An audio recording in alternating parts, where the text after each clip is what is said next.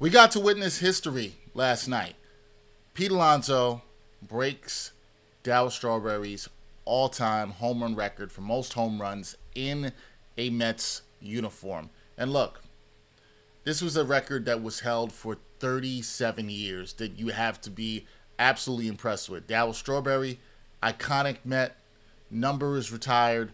We know all that. But Pete Alonso, what he did last night is he put himself into elite stratosphere. He put himself in company where nobody else is. He now stands alone as having the most home runs in Mets history, and he did it with a two-run blast for his 253rd home run, and then added another home run later in their win over the Braves, his 254th. So he does it in style, great fashion.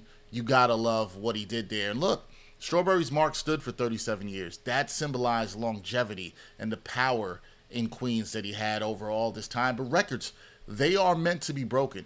And Pete Alonso did just that. You got to marvel at what he did, right? This record stood for 37 years, but Pete Alonso does this in just his 7th season in a Mets uniform.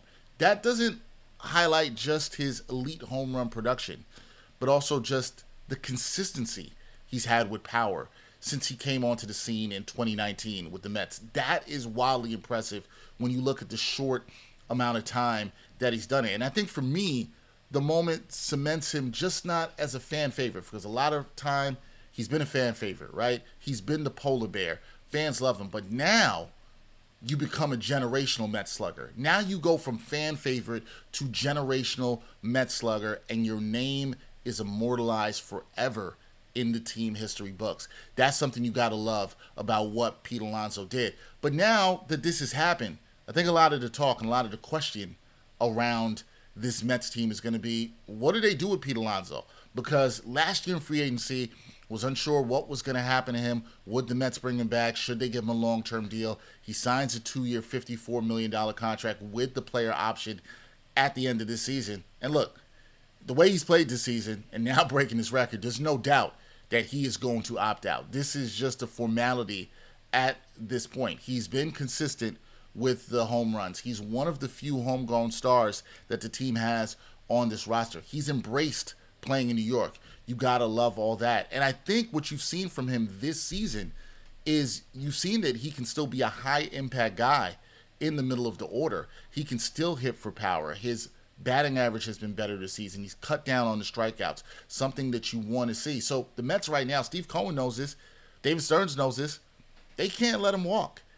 He's immortalized, as I said. He's now a generational Met. His name is in the history books alone as the franchise's all-time home run leader, and you can't let that guy walk. Now, it's going to cost him a little bit more. Yeah, that's what the money is for. And Steve Cohen and company, they know exactly what they have to do. A lot of other teams would love to have Pete Alonso, and you got to credit Pete in terms of bouncing back the way he has this season, not just to get this record, but to, as I said, to be consistent, to be a productive force in the Mets lineup at a high level.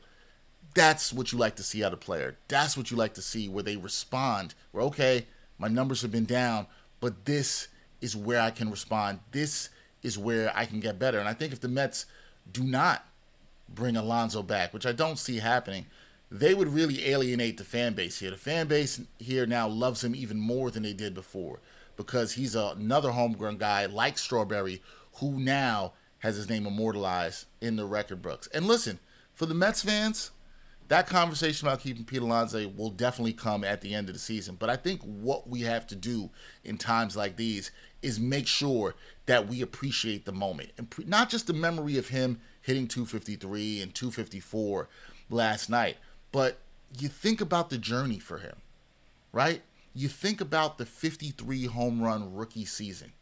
You're obviously going to think about his greatest home run, which was the home run that basically won the series for the Mets against the Brewers last year. I mean, that's iconic now in Pete Alonso lore. So you have to appreciate the journey for that. His durability that he's had, his willingness to play through aches and pains, his commitment to the team, being one of the leaders in the clubhouse, right? He's embraced the city. He's loved playing here. He's loved the fans. He's loved saying, let's go Mets, right? Not everybody's built for New York, but Alonso, especially the way he's bounced back this year, has shown you that he is absolutely built for New York. And what I think we also have to appreciate is that we are watching one of the premier power hitters of this era, right? In his prime right now, at 30 years old, wearing a Mets uniform. This is a guy who's done it. And this is a guy you could look in maybe a more hitter-friendly park, could probably hit more home runs. You know, since 2019, he's only behind Aaron Judge and Kyle Schwarber.